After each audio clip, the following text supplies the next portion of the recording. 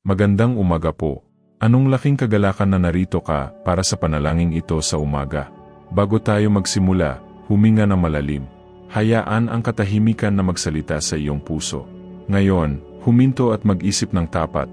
Naramdaman mo na ba na hindi ka karapat-dapat sa pag-ibig ng Diyos? Nagkaroon ka na ba ng mga araw na ang iyong mga kabiguan at pagkakamali ay nagsalita ng mas malakas kaysa sa iyong pananampalataya? Mga sandali na ang iyong panghihinayang ay labis na hindi ka nagkaroon ng lakas ng loob na magdasal. Kung gayon, alamin na hindi ka nag-iisa.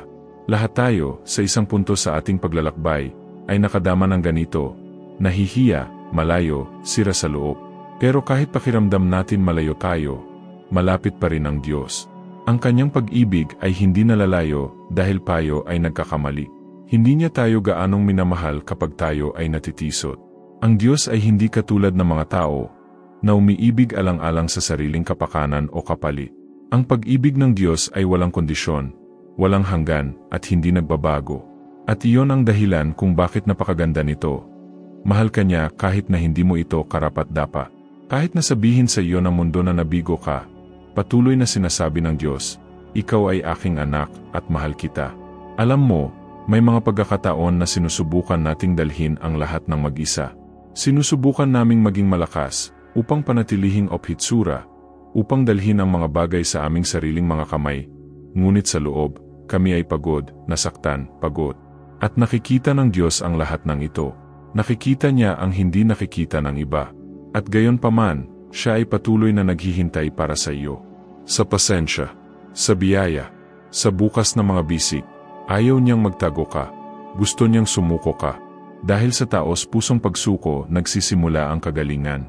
At marahil ay tiyak na ngayon na tinatawag ka pabalik ng Diyos. Hindi para akusahan ka, kundi para ibalik ka. Hindi para pausahan ka, kundi para yakapin ka. Hindi niya inaasahan ang perpektong bersyon mo. Gusto niya kung ano ang mayroon ka ngayon, isang tapat na puso, kahit nasugatan. Isang tunay na pagnanais na magsimulang muli. At ang panalangin ito sa umaga ay ang pagkakataon mong sabihin, Ama, kahit na hindi ako karapat-dapat, gusto kong bumalik. Kailangan ko ang iyong pagmamahal. Hindi mahalaga kung gaano ka katagal nawala. Hindi mahalaga kung ilang beses kang nahulog. Ang pag-ibig ng Diyos ay higit sa anumang pagkakamali.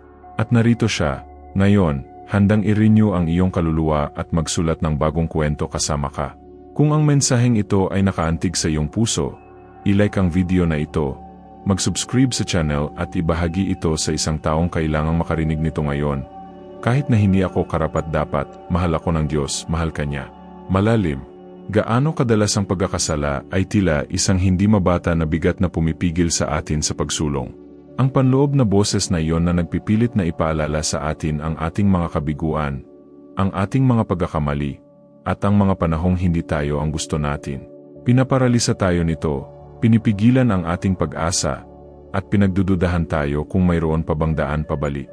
Ngunit nais kong ipaalala sa iyo ngayon, sa panalangin ito sa umaga, na ang pag-ibig ng Diyos ay mas dakila kaysa sa tinig na iyon. Hindi siya nagsasawang mahalin tayo, kahit na pakiramdam natin ay hindi tayo karapat-dapat. Ang kanyang pagmamahal ay hindi nakasalalay sa ating pagganap, sa ating pagiging perpekto, o sa ating mga nagawa. Ang kanya ay isang walang kondisyong pag-ibig na nagtagumpay sa anumang mga hadlang na sinusubukan nating ilagay sa pagitan natin at niya. Ang Diyos ay hindi isang walang awa na hukom, nakaupo sa malayong trono, naghihintay ng tamang sandali para hatulan tayo o ituro ang ating mga pagkakamali. Sa kabaligtaran, siya ay isang ama na puno ng lambing, pagmamahal at awa, na hindi nag-aatubili na tumakbo patungo sa kanyang nawawalang anak, kahit na siya ay nasa malayo, pagod at nasaktan. Binubuksan niya ang kanyang mga bisig ng may pag-ibig na malugod na tinatanggap, yumakap at nagpapanumbalik, na naghahatid ng kaaliwan sa pagod na kaluluwa at pag-asa sa nasirang puso. Alam ng Diyos ang bawat isa sa ating pinakamalalim na pasakit, bawat lihim na itinatago sa ilalim ng kandado at susi, bawat takot na nakatago sa katahimikan ng ating loob. Gayunpaman, pinipili niya tayong mahalin ng may tindi na higit sa anumang pangunawa ng tao. Isang pag-ibig na hindi napapagod, hindi naubos, hindi iniiwan. Ang makapangyarihang biyayang ito ang nagpapanatili sa atin, ang nag-angat sa atin kapag tayo ay natitisod, ang nagbibigay sa atin ng lakas upang magpatuloy kahit na ang lahat ay tila napakahira. Kapag sinimulan nating maunawaan ang napakalaking sukat na ito ng banal na pag-ibig, may nagbabago sa loob natin. Ang kahihiyan na minsang nagparalisa sa atin at nagtago sa atin mula sa Diyos at sa iba ay nagsimulang mawalan ng kapangyarihan.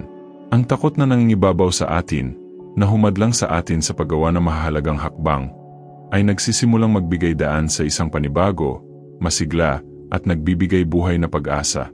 Isang mapagpalayang katiyakan ang lumitaw sa ating mga puso na hindi natin kailangang maging perpekto para mahalin. Hindi natin kailangang itago ang ating mga kahinaan, dahil kilala na ito ng Diyos at tinatanggap ito ng may habag at kabaitan. Hindi niya inaasahan na tayo ay magiging mga banal para mahalin tayo. Sa katunayan, tiyak na mahal niya tayo upang baguhin tayo, upang hubugin tayo ng may pagtitiis at pagmamalasaki. Ito ang tunay na biyaya na umaabot sa atin kung nasaan tayo, na tumatanggap sa atin kung ano tayo ngayon, at nag-aakay sa atin, hakbang-hakbang, tungo sa ganap na buhay, kapayapaan sa loob, at kagalakan na siya lamang ang makapagbibigay. Kaya ngayong umaga, inaanyayahan kita na buksan ang iyong puso sa Diyos ng walang takot o pag-aalinlangan. Ibigay sa Kanya ang lahat ng iyong pag-aalinlangan, ang mga sugat na masakit pa rin, ang mga sama ng loob na matigas ang ulo, at ang mga takot na pumipigil sa iyo na sumulong. Hilingin sa Kanya na linisin ang iyong puso, i-renew ito, at palakasin ito sa Kanyang presensya. Hilingin sa Kanya ang lakas ng loob na magpatuloy, kahit na tila mahirap at walang katiyakan ang landas. Tandaan na ang bawat hakbang na ginawa sa pananampalataya, gaano man kaliit, ay isang hakbang tungo sa tunay na kalayaan, pangmatagalang kapayapaan, at pagpapanumbalik na tanging pag-ibig ng Diyos ang makapagbibigay. Tandaan, kahit ilang beses kang bumagsak, laging handang ibangon ka ng Diyos. Gaano man kalaki ang iyong sakit, may kapangyarihan siyang pagalingin ang lahat. At gaano man kalayo ang iyong naligaw, gusto Kanyang ilapit muli. Dahil sa puso ng Diyos ay walang puwang para sa kawalan ng pag-asa. Mayroon lamang puwang para sa pag-ibig na nagliligtas, nagpapanumbalik at nagbabago. Naway ang panalangin sa umaga na ito ay palakasin ang iyong kaluluwa, i-renew ang iyong espiritu, at bigyan ka ng katiyakan na, kahit na hindi mo ito karapat-dapat, ikaw ay lubos na minamahal. Ikaw ay mahalaga sa mata ng Panginoon, at walang makapaghihiwalay sa iyo sa pag-ibig na iyon. Huwag kalimutan iyon. Kung ang salitang ito ay nakaantig sa iyong puso, i-like ang video na ito, mag-subscribe sa channel at ibahagi ito sa mga kailangang makarinig ng mensaheng ito. Isulat sa mga komento, kahit na hindi ako karapat-dapat, mahal ako ng Diyos. Sama-sama nating ipalaganap ang pag-asang ito at ang mapagpalayang katotohanan ito. Sa buong buhay natin, nahaharap tayo sa napakaraming mapanghamong sandali na nagdududa sa ating tunay na halaga sa mata ng Diyos. Dumadaan tayo sa mga sitwasyon na nag-iiwan sa atin ng peklat, nararamdaman ang mabigat na mga maling pagpili na ginawa natin, ang matinding kalungkutan na dinadala natin sa mga relasyon na nasira o nawala sa daan, at ang patuloy na pagod sa araw-araw na pakikibaka na tila walang katapusan. Sa mga oras na ito, ang panloob na tinig ay maaring bumulong na marahil ay hindi tayo karapat-dapat sa banal na pag-ibig, na tayo ay nabigo ng labis upang maging karapat-dapat sa biyaya at pangangalaga ng Ama. Ngunit ngayon gusto kong hawakan mo ng mahigpit sa iyong puso ang isang hindi nababagong katotohanan, isang katiyakang hindi kailanman mabubura. Ang pag-ibig ng Diyos ay higit na dakila kaysa sa anumang kabiguan na nagawa natin, higit sa lahat ng sakit na dinadala natin, higit sa anumang pagkakamali na naging bahagi ng ating kasaysayan. Hindi niya tayo nakikita sa ating mga pagkakamali o sa mga panahong tayo ay natisod. Itinuturing niya tayong pinakamamahal na anak na palagi nating naging anak sa Kanya, anuman ang nangyari sa nakaraan, ang mga desisyon na ginawa natin, o ang mga sitwasyong kinaharap natin. Kapag sinimulan nating tanggapin ang pag-ibig na ito ng Diyos, hindi bilang isang bagay na dapat nating kumita sa pamamagitan ng ating mga aksyon, ngunit bilang isang libre, hindi karapat-dapat, at walang katapusang regalo, isang bagay na malalim at pagbabago ay nagsisimulang mangyari sa loob natin. Ang pag-asa na tila nawala sa gitna ng mga paghihirap ay nagsimulang ipanganak na may panibagong lakas, na nagdadala ng bagong liwanag sa ating mga araw. Ang pananampalataya, na dati ay tila marupok at mahina, ay lumalakas, na nagiging matatag na pundasyon na nagpapanatili sa ating paglalakbay, kahit na ang landas ay tila hindi tiyak. Ang lakas ng loob na magsimulang muli, upang iwanan ang ating mga kalungkutan at sumulong, ay lumalabas ng may tindi at determinasyon na nagtutulak sa atin na sumulong, kahit na sa harap ng mga hadlang at mahihirap na sandali. Hindi inaasahan ng Diyos na tayo ay maging perpekto upang tanggapin at mahalin tayo. Nais niya tayong maging tapat sa ating mga puso, mapagpakumbaba sa pagkilala sa ating mga limitasyon, at handang payagan siya na baguhin ang ating buhay sa kanyang walang hanggang pag-ibig at kanyang saganang biyaya. Ngayon, sa panalangin ito sa umaga, inaanyayahan kita na buksan ang iyong puso at ipahayag sa Diyos ang iyong taos-pusong pagnanais na mamuhay ng ganap sa ilalim ng kanyang pag-ibig at biyaya.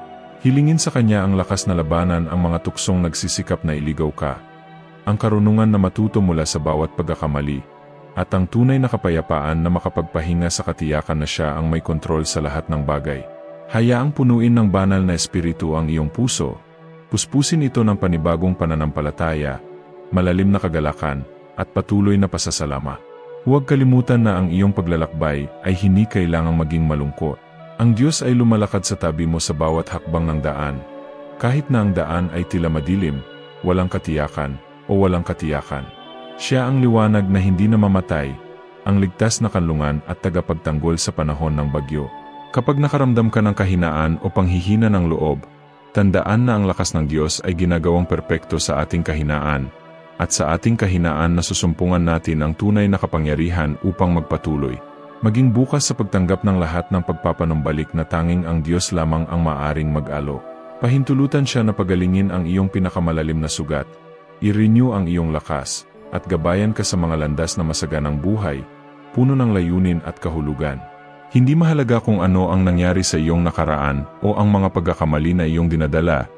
Ang talagang mahalaga ay kung ano ang gustong gawin ng Diyos sa iyong kasalukuyan at sa iyong hinaharap.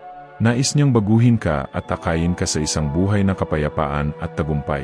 Kung naantig ang iyong puso sa panalangin ito, siguraduhing i-like ang video na ito, mag-subscribe sa channel, magkomento at ibahagi ang mensaheng ito sa mga kaibigan at pamilya.